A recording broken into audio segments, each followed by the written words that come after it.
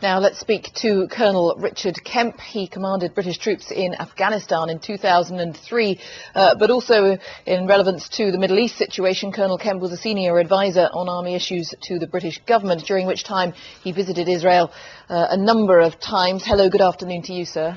Good afternoon.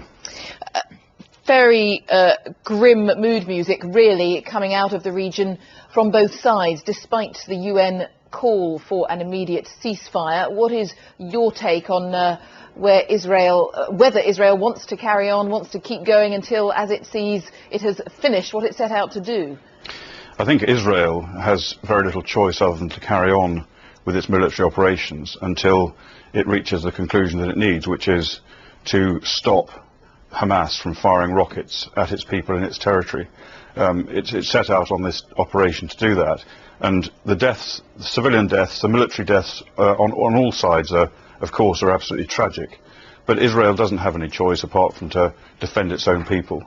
And until arrangements are in place to, not just for Hamas to accept that they must stop attacking Israeli territory, but also so that any such agreement is enforced, until those arrangements are in place, I just don't think that Israel has any choice other than to continue to dominate the area. And so to what extent does the impact on civilians, on people who have nothing to do with Hamas but live in a heavily populated area so can't escape, to what extent does their fate factor in considerations?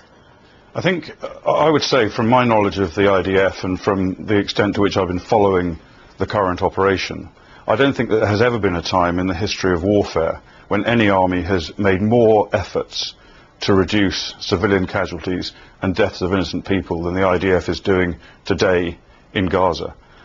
When you look at the number of civilian casualties that have been caused, that perhaps doesn't sound too credible. I will accept that.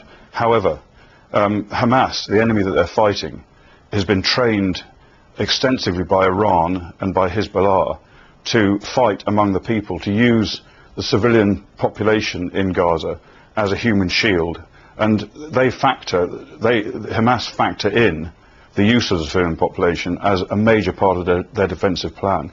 So even though, as I say, Israel, the IDF, is taking enormous steps, and I could tell you about some of those if you're interested, to reduce civilian casualties, it's impossible. It is impossible to stop that happening when the enemy is using them as a shield. Indeed, and some of that is interesting. I mean, I hope we'd have time to touch on it, but people watching this will think, well, there is also the criticism from UN eyewitnesses who talk of the house where people were advised to move to for safety. 24 hours later, it was bombed by Israel.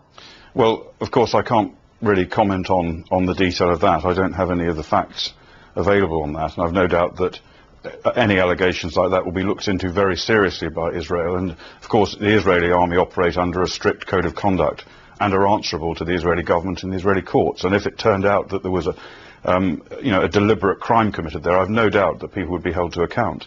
But of course it's not just a matter of the IDF trying to prevent casualties in a situation where the enemy is using them as a shield, but it's also war itself, the whole nature of war. Any military commander will tell you this. War is chaos. War is full of mistakes. There's friction all over the place.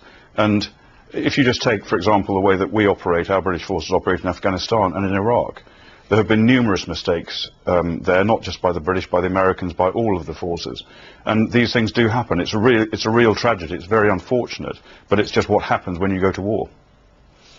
Colonel Richard Kemp, perhaps we can speak on this again. For now, thank you very much, Colonel Richard Kemp there. Thank you. Well, you can find out more about the history of the Gaza Strip online, why the Israelis attacked, how it might all end. You can find out that and much more on our special website there, the address on the screen.